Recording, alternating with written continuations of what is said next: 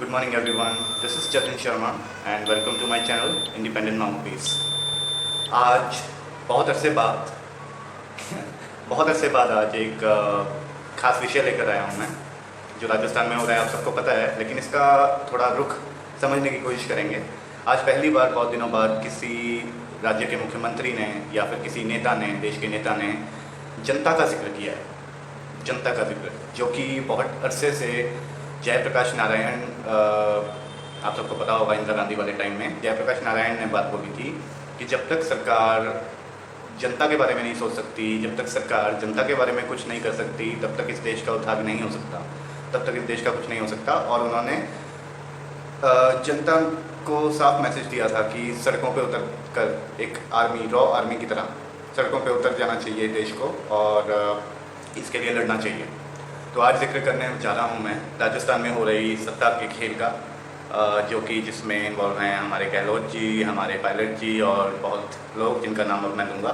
जैसे कि राजस्थान के मुख्यमंत्री ने आज ऐलान किया कि अगर राज्यपाल ने उनको इजाज़त नहीं दी, विधानसभा सत्र बुलाने की इजाज़त नहीं दी, तो हो सकता है कि जनता विधानसभा का घेराव कर ले आने वाले टाइम में, तो उसकी कोई गारंटी नहीं दी जाएगी। तो ये जब राजस्थान के मुख्यमंत्री ने आज थोड़े 1-2 दिन के अंदर जो बात बोली है, मुझे बहुत अच्छी लगी, क्योंकि पहली बार सुनने को आया है कि जनता भी ऐसा कुछ कदम उठा सकती है। ये सिर्फ सोचने वाली बात है, बाकी इसके बारे में हम बात करते हैं अभी। लेकिन फिर भी राजस्थान के मुख्यमंत्री जी ने जनता का जिक्र कर एक तरह से ये ऐलान ज़रूर कराया है, हमारे को एक बात ज़रूर समझाई है कि कहीं ना कहीं कुछ ना कुछ पार्टी में, राजस्थान की उनकी अपनी पार्टी में संकट का काम शुरू हो चुका है, जिसकी वजह से उनके जो मुंह से ये बातें आज निकल रही हैं, जैसे कि जनता के बारे में। क्योंकि आज तक जो देखा जा रहा है, कोई भी नेता सत्ता के अलावा कुछ नहीं सोचता, सिर्फ और सिर्फ सोचता क्या है कि जो भी हम सत्ता से क्या फ़ायदा, कैसे फ़ायदा ले सकते हैं, जनता को बेवकूफ़ बनाकर हम कहाँ कहाँ से पैसा बना सकते हैं, हम कहाँ कहाँ से अपनी उन्नति कर सकते हैं। किस क्षेत्र में? ब्लैक मनी के क्षेत्र में। तो हम इसके बारे में ही बात करेंगे।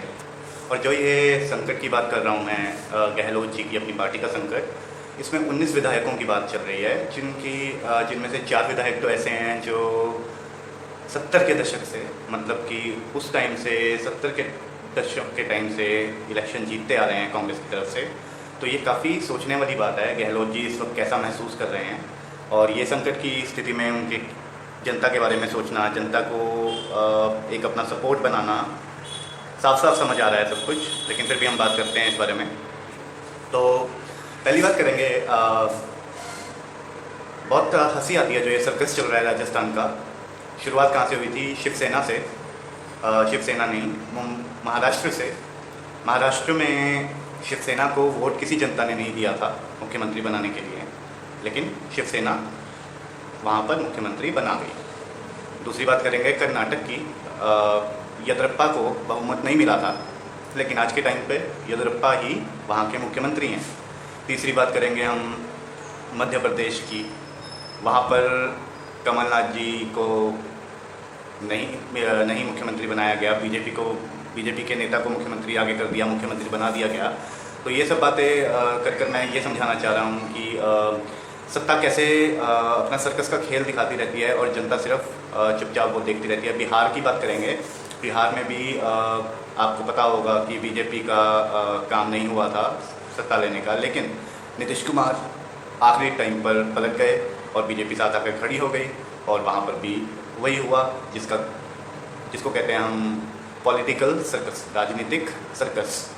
तो ये सर्कस आज फिर खड़ा हुआ है राजस्थान की सरकार पर, और जो लोग सिर्फ तमाशा देख रहे हैं कि कभी गहलोत जी कुछ कह रहे हैं, कभी पायलट जी कुछ कह रहे हैं, कभी उनके नेता विधानसभा की बातें कर रहे हैं कि घेराव करेगी जनता। अब जनता को इस चीज़ में इन्वॉल्व करने की कोशिश कर रहे हैं, अपने पॉलिटिकल बैकग्राउंड को थोड़ा स्ट्रॉन्ग बनाने की कोशिश कर रहे हैं। लेकिन कहीं ना कहीं जनता भी इतनी स्मार्ट है कि वो सब कुछ समझ रही है कि एक्चुअली में गहलोत जी, ये सरकार वाले क्या करना चाह रहे हैं। तो इतना बेवकूफ़ हम जनता को मत समझ। ये 4 जगहों की मैंने बात करी, मध्य प्रदेश की, बिहार की, कर्नाटक की और महाराष्ट्र की। तो अब बात कर रहे हैं हम राजस्थान की। तो ये सर्कस जनता को सब कुछ पता है जी, गहलोत जी, सब कुछ पता है। अगर आप सोचते हैं कि आप जनता के बारे में पूरा टाइम, जितना टाइम आप सरकार में रहे हैं, जनता के बारे में आपने बिल्कुल नहीं सोचा, अब एकदम से आपके ऊपर थोड़ा सा संकट आया तो आपने जनता को ही अपना मतलब साथी बना लिया। बहुत अच्छी बात लग रही है ये, बहुत ही ज़्यादा अच्छी बात लग रही है। मैं ताली बजाऊंगा इस बात पे। लोगों ने भी यही किया। अभी तमाशा देखा आपका, 4 बसें निकली, 25 गाड़ियाँ थी आसपास आपके, और राज्य भवन तक आपने जो आप अपनी जगह पर जा रहे थे तो कुछ लोग सीटियाँ बजा रहे थे, कुछ लोग खुश दिखाई दे रहे थे, कुछ लोग तालियां मार रहे थे, तालियां बजा रहे थे, कुछ लोग आपको हीरो समझ बैठे थे। लेकिन गहलोत जी ये मत समझिए कि ऐसा करने से जनता विधानसभा का घेराव कर लेगी। आपके कहने पर जनता को मालूम है कि विधानसभा कैसे काम कर रही है, और जनता को मालूम है गहलोत जी आपकी सरकार कैसे काम कर रही है। जनता को भी आंखों में पट्टी बांधने का काम अब बहुत मुश्किल हो गया है। अब वो टाइम, इंदिरा गांधी वाला टाइम बहुत पुराना हो गया है, निकल चुका है। अब कुछ नया करने की सोचिए, कुछ नए तरीके से बेवकूफ़ बनाइए जनता को, तब जनता शायद आपकी सुने। अगर आप सोच रहे हैं कि विधानसभा का घेराव, जनता के पास इतना समय है कि आप जैसे नेताओं को, जो लोग सिर्फ अपनी सोचते हैं, राजस्थान की सरकार इतना बड़ा तमाशा खेल रही है, सिर्फ अपने बारे में सोच रही है, कोरोना जैसी स्थिति हो रही है, इतने लोग मर रहे हैं, यहाँ पर काम करने की बजाय सरकारें अपनी लोकतंत्र के संविधान के ऊपर काम कर रही है। जो लोकतंत्र की पहली शर्त ही, जो पहली शर्त होती है संविधान में, वो लोकतंत्र की ही होती है। आपको पता होना चाहिए एक चीज़ का। लेकिन आपने क्या किया है राजस्थान में अभी तक? लोग सब कुछ जानते हैं। क्यों लोग घेराव करेंगे आपके कहने पर? अभी तो सिर्फ शुरुआत है, आगे आगे देखिए आपकी सरकार गिरती कैसे है। बात करेंगे होटल की। बहुत ही बढ़िया होटल में रह रहे हैं 102 विधायक गहलोत जी के। तो अगर जनता नहीं जानती, जनता को बता देता हूँ कि सबसे सस्ता कमरा जो मिलता है ना, वो करीब 14-15 हज़ार रुपये का सबसे सस्ता कमरा, एक बंदे का खर्चा एक दिन का 14 हज़ार रुपया, खाना पीना मिलाकर 15 हज़ार रुपया लगा दीजिए। 102 विधायक, 12 दिन का खर्चा कितना होगा? करीब 2 करोड़ रुपए। और अगर इस चीज़ को हम थोड़ा और ऊपर लेके जाएंगे तो ये कीमत, जो 102 विधायक रखने की कीमत है, वो 2 करोड़ से 10 करोड़ तक भी पहुंच सकती है। तो क्या ये जो पैसा लग रहा है, क्या ये जनता को समझ नहीं आ रहा कि इतना पैसा कहाँ से रहा है? पार्टी फंड में। पहली बात ये, इतना बड़ा सर्कस करने का 2 करोड़ तो मैं इसलिए कह रहा हूँ कि चलो इनको महात्मा गांधी याद आ गया होगा, इनको पुराने विचारों वाले, धारणा वाले हमारे वाजपेयी जी याद आ गए होंगे कि चलो हम कम खर्चा करेंगे, तो सस्ता खर्चा इनका 2 करोड़ का हुआ। अब अगर बात करें कि योगा वगैरह और फैसिलिटीज़ जो होटल में होती हैं, वो अगर ये लेते हैं तो 10 करोड़ तक खर्चा। इतना पैसा सरकार के पास कहाँ से आ रहा है? पार्टी फंड में कहाँ से आ रहा है? ये सवाल कोई नहीं करेगा, क्योंकि ये जनता की अधिकार में ही नहीं है जनता कुछ कर सके। अब इन्होंने हाई कोर्ट का दरवाज़ा खटखटाया। हाई कोर्ट कह रहा है कि सुप्रीम कोर्ट जो बोलेगा हम उसका फैसला मानेंगे। सुप्रीम कोर्ट का दरवाज़ा खटकाया, सुप्रीम कोर्ट बोल रहा है जो हाई कोर्ट फैसला देगा हम उसकी बात मानेंगे। अब इन्होंने, मुख्यमंत्री जी ने प्रधानमंत्री को पत्र लिख दिया, जहाँ से अभी तक जवाब नहीं आया। लेकिन कहने की बात है, सोचने की बात है कि जब आप जनता की बात आती है, जनता के संविधान की बात आती है, तब कोई उनकी नहीं सुनता। तो कहीं ना कहीं आपके साथ भी वही होगा। आज बीजेपी की सरकार है, आज बीजेपी की सरकार राज में है, तो बीजेपी पे सवाल उठेंगे, बिल्कुल उठेंगे, कोई ऐसी बात नहीं है, नॉर्मल है ये। कल को आपकी सरकार आएगी तो आपके ऊपर सवाल नहीं उठेंगे क्या? ये तो चलता ही आएगा, ये तो संविधान है, ये तो सर्कस है। राजनीति को सर्कस बनाया हमारे नेताओं ने, तो इस सर्कस में जब तक सवाल नहीं उठेंगे तब तक वो मसाला मिर्च नहीं लगेगा, तब तक वो फिर फ़ायदा क्या होगा? मीडिया को खबरें कहाँ से मिलेंगी? मीडिया को खबरें नहीं मिलेंगी तो फिर देश कहाँ से चलेगा? देश चलता ही मीडिया से है, और हमारा देश चलता है एक मीडिया से, एक बिजनेस कॉरपोरेट से, एक चलता है हमारा राजनीति से। अब एक बात बताई जाए कि गहलोत जी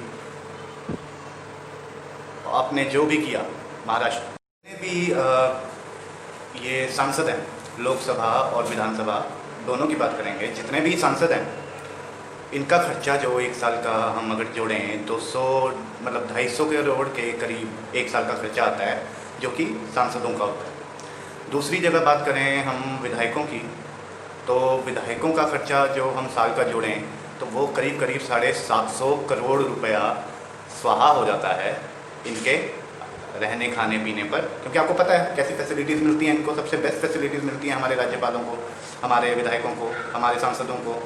तो राज्यपाल की अब नाम लिया है तो राज्यपाल की बात करेंगे। राज्यपालों को ये आलीशान घर मिलते हैं, आलीशान सर्विसेज मिलती हैं, तो इनका खर्चा कितना आता है कभी सोचा है? 108 करोड़ रुपए। अब ये पैसा किसका है? जनता का पैसा है, जो हम लोग टैक्स भरते हैं। वही पैसा पार्टी फंडिंग में यूज़ होता है, वही पैसा ब्लैक मनी में भी यूज़ होता है, जो स्विफ्ट अकाउंट में जाते हैं पैसे, वही पैसा यूज़ हो रहा है इन चीज़ों पर। ठीक है, सरकार इन पर खर्च करती है, संविधान की फैसिलिटीज़ पर भी खर्च करती है, और यही संविधान हमारी धज्जियाँ उड़ाते हुए ये सारा पैसा जितना भी है, जितने भी सांसद हैं, जितने भी विधायक हैं, जितने भी राज्यपाल हैं, ये अपना पैसा स्विस बैंक में जो ब्लैक मनी के रूप में रखते हैं, वो अलग बात है। तो इनको तो शुक्रिया अदा करना चाहिए जनता का कि तुम्हारी तो दोनों उंगलियां घी में हैं जनता की वजह से। लेकिन बात आ रही है कि अगर करीब करीब एक दिन का खर्चा राज्यपालों का लगाया जाए इस देश में तो 30 लाख रुपया खर्च होता है, और अगर हम यहीं पर MLAs की बात करें तो करोड़ों रुपया स्वाहा हो जाता है, स्वाहा। तो ये पैसा तुम्हारे बाप का है क्या? जो पैसा अभी आप होटल पे लगा रहे हैं, फैसिलिटीज़ पे लगा रहे हैं, अभी हम 102 विधायकों की बात कर रहे हैं, गहलोत जी, ये किसका पैसा है? जनता का पैसा है, पार्टी फंड का पैसा है, किसी के बाप का पैसा नहीं है। तो हमें सोचना चाहिए इस बारे में। हम 14,000 15,000 के कमरे वाले होटल में रह रहे हैं, 102 विधायक रह रहे हैं। अब बात करते हैं वकीलों की। तो अभी पूछा गया था वकीलों का खर्चा कितना आया है। ये 3-4 दिन जो हेयरिंग चली है, ये जो वकीलों ने 3-4 दिन अंदर गए हैं और बहस चली है, जो भी चल रहा है, इनके राइट्स के लिए, गहलोत जी की सरकार के राइट्स के लिए करीब करीब कितना खर्चा है? 6.5 करोड़ रुपया। तो मतलब नमस्कार करता हूँ ऐसी सरकार को जो मतलब करोड़ों रुपए खर्च कर देती है अपने राइट्स के लिए, अपनी फैसिलिटीज़ के लिए। लेकिन बात जब आती है क्राइसिस की, जनता के ऊपर पैसा खर्च करने की, तो सरकार के हाथ ऐसे खाली होते हैं कि हमारे पास तो कुछ नहीं है। PM रिलीफ फंड में पैसा डालो फिर हम करेंगे, इस फंड में पैसा डालो फिर हम कुछ करेंगे। वो पैसा भी कहीं नहीं लगता।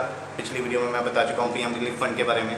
अब बात PM के बारे में नहीं चल रही है, अभी बात चल रही है राजस्थान के, तो राजस्थान की ही बात करेंगे।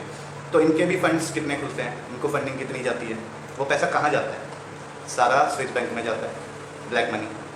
अभी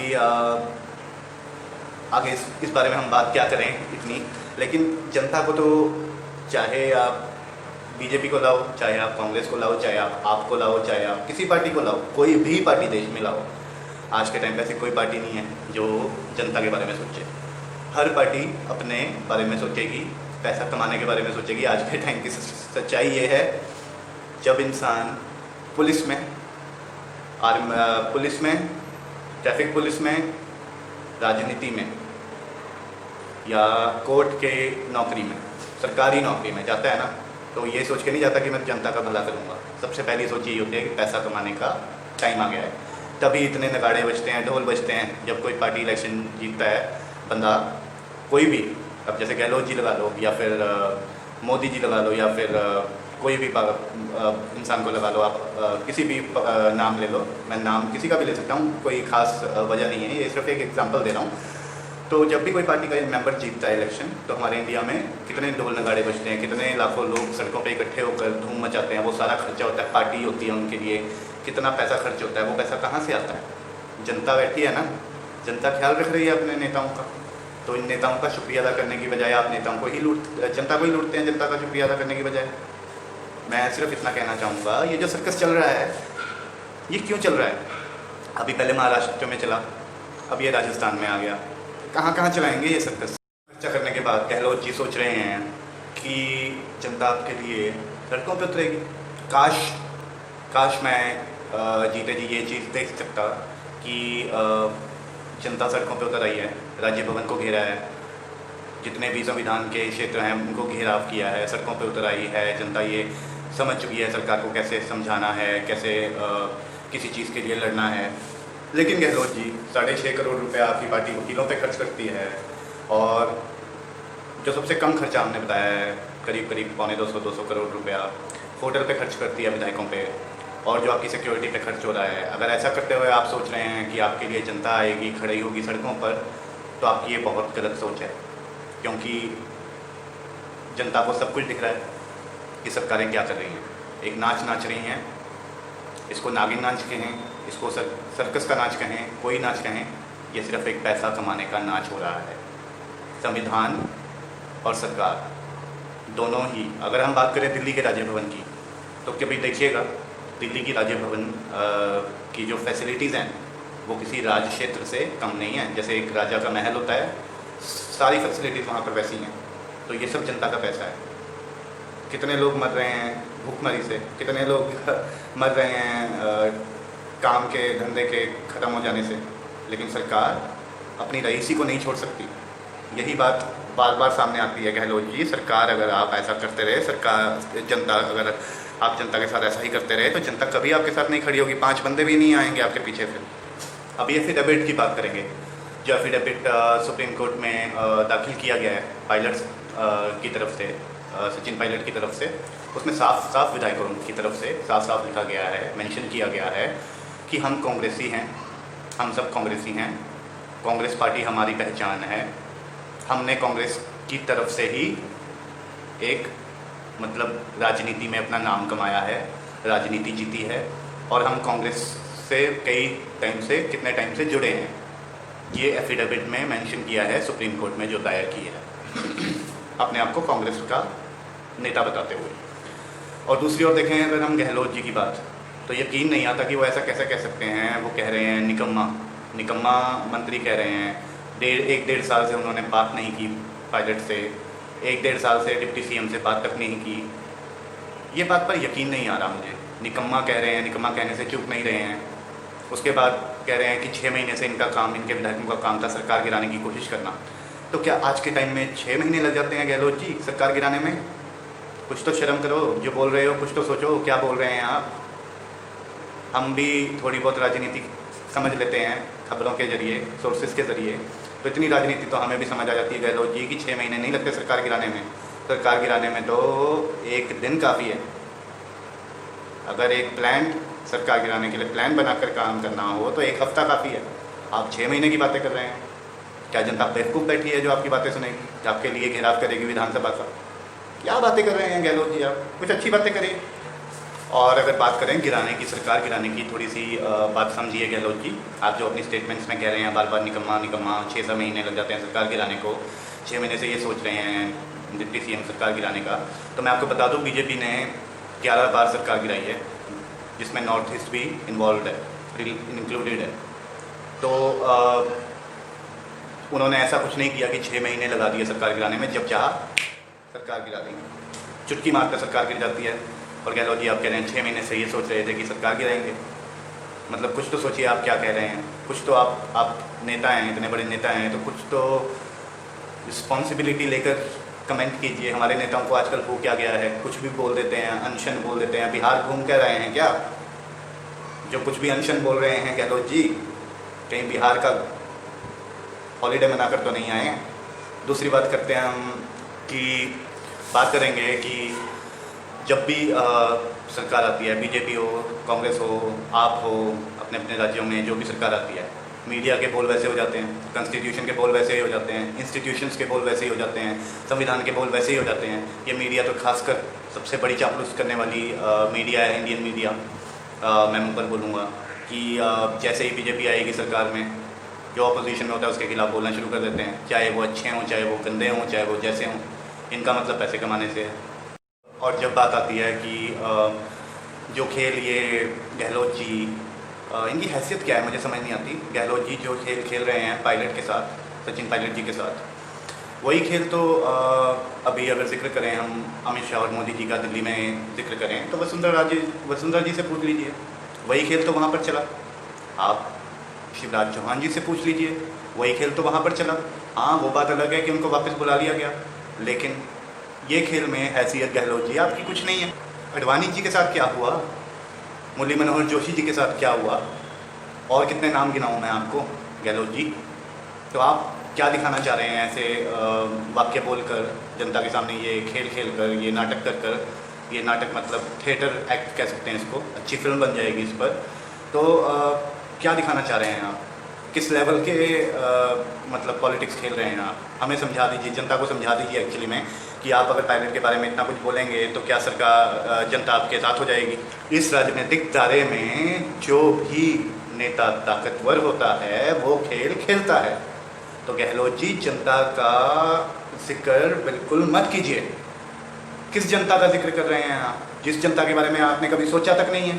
कौन भूखा मर रहा है, कौन जी रहा है, कौन रो रहा है, कौन हंस रहा है, आपको कुछ पता ही नहीं है जनता के बारे में।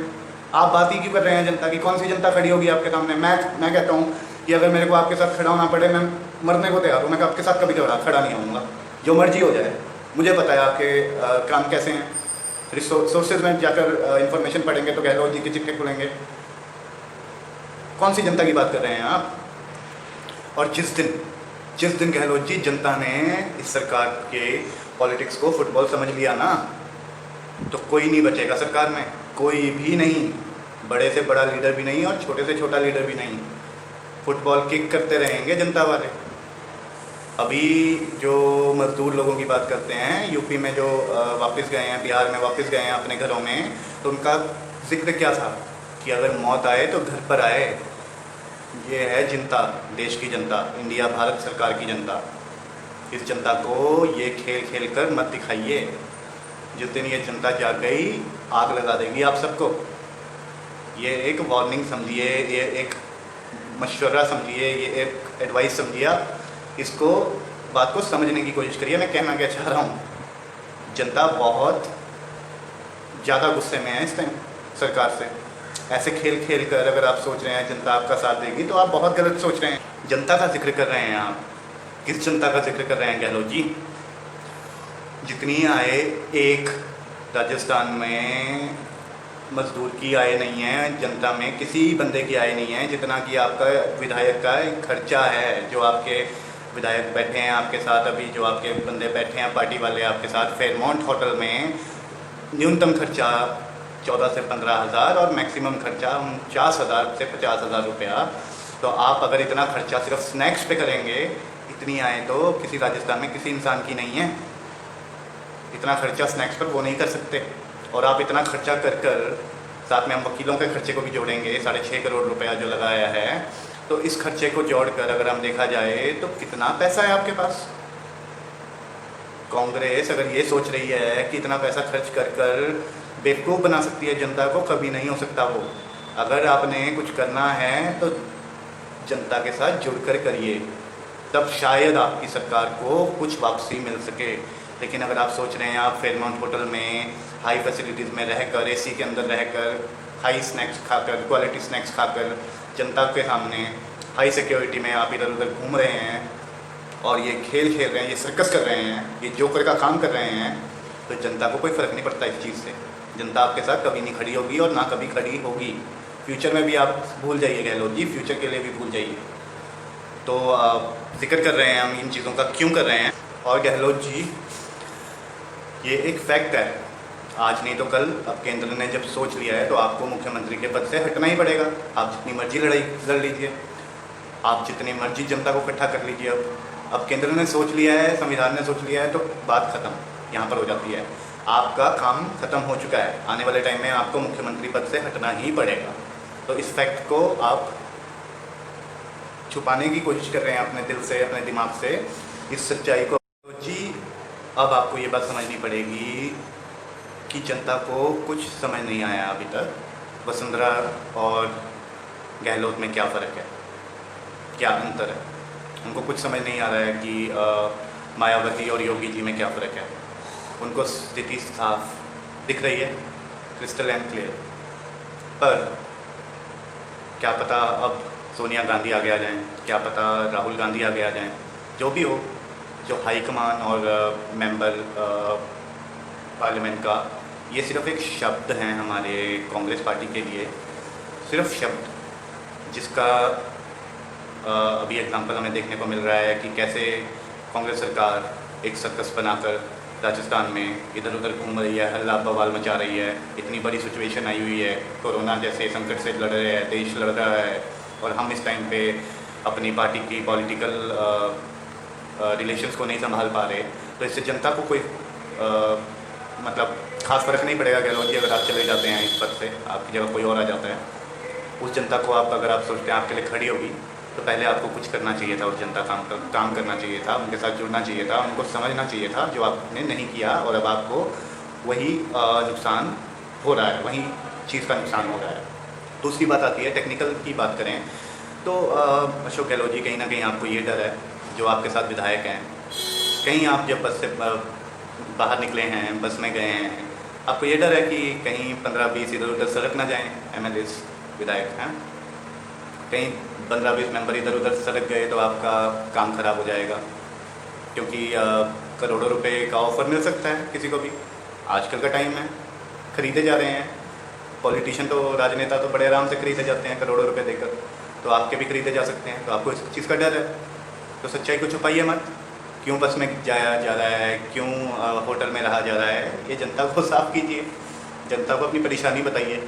अब आपकी सीट तो रहेगी नहीं, तो कम से कम सच बोलकर सीट को छोड़िए, शायद जनता आने वाले टाइम में कांग्रेस को कुछ समझ पाए इस चीज़ से, आपकी पार्टी का फ़ायदा हो जाए। आपका तो टाइम गया, आपका तो समय गया, आपको तो प्रणाम है, ये तो फैक्ट है। गहलोत जी का पार्टी से हटने का वक्त आ गया है, इस पद से हटने का वक्त आ गया है, और मैं बहुत खुश हूँ इस चीज़ को कहते हुए कि जो भी हो रहा है बहुत अच्छा हो रहा है, क्योंकि जो सर्कस करेगा हमारे देश में उसके साथ ऐसा ही होना चाहिए, और उसकी सुनवाई कहीं पर भी नहीं होनी चाहिए। ये बहुत अच्छा डिसीजन चल रहा है, जो भी हो रहा है बहुत अच्छा हो रहा है। आने वाले टाइम में जो भी मुख्यमंत्री बनेगा, जो भी शपथ लेगा, उसको कम से कम इतनी फिक्र तो होगी कि जनता कुछ भी कर सकती है, देश कुछ भी कर सकता है, केंद्र कुछ भी कर सकता है, कुछ तो डर होगा। तो जब ऊपर वाले की लाठी बजती है ना गहलोत जी, तो उसमें आवाज़ नहीं होती। ये एक डायलॉग है, ये आपके लिए मैं बोलकर इस वीडियो को ख़त्म करता हूँ, और जनता को बोलता हूँ कि सचेत होने का टाइम है। आप अपनी चेतना को समझिए, और जो राजनेता कर रहे हैं उनके ड्रामे को समझिए, क्योंकि इसकी ज़रूरत है हमें। गूगल में किसी भी नेता के बारे में इंफॉर्मेशन डालिए, आपको सब कुछ मिलेगा कि उसने क्या किया है आज तक, देश के लिए कैसा किया है, और कहाँ कहाँ पर प्रॉब्लम आई हैं, किस प्रॉब्लम में क्या हुआ है रिजल्ट। गूगल इतना अच्छा हमें ज़रिया मिला हुआ है, इस गूगल का इस्तेमाल करिए। जनता से मैं यही कहूँगा, राजनीति के बारे में जितना जान सकते हैं जानिए। हमारे हर देश में, हर घर में एक राजनेता पैदा हो जाए जो लड़ने की हिम्मत रख सके, बोलने की हिम्मत रख सके, यही मेरा मैसेज है। और ये कांग्रेस का जो ड्रामा चल रहा है, ये तो इससे मुझे तो कोई फ़र्क नहीं पड़ता। जनता को मैं यही बोलना चाहूँगा, आपको भी फ़र्क नहीं पड़ना चाहिए। शेयर कर दें, लाइक कर दें, कमेंट कर दें, और सब्सक्राइब कर दें। कैमरा गिरने लगा था, सब्सक्राइब कर दें। तो जो भी होगा अब देखेंगे ड्रामा कैसे चलता है, कौन आता है आगे। सोनिया जी आते हैं, राहुल जी आते हैं, कौन आता है आगे इस चीज़ के लिए। और बाकी आप सबको मेरा प्रणाम। वीडियो देखने के लिए बहुत बहुत धन्यवाद। मैं आगे भी ऐसी वीडियोस लाता रहूँगा। अभी मेरे बहुत ज़्यादा इन्फॉर्मेशन है जो मेरे पास पड़ी है, जो मैं भी आप लोगों से, अपनी जनता से शेयर करना चाहता हूँ एज अ न्यूज़ एनालिस्ट। तो मुझे, अगर आपको मेरी खबरें पसंद आ रही हों तो मेरे चैनल को सब्सक्राइब करें, शेयर करें, ताकि मैं इस काम को और आगे बढ़ा सकूँ और अपनी जनता को सचेत कर सकूँ कि आखिर में इस देश में हो क्या रहा है, उत्पाद कहाँ कहाँ मच रहा है, किस किस राज्य में मच रहा है, सारी खबरें मैं सामने लाऊंगा। तो जतिन शर्मा का आप सबको थैंक यू वेरी मच, और टेक केयर, गॉड ब्लेस।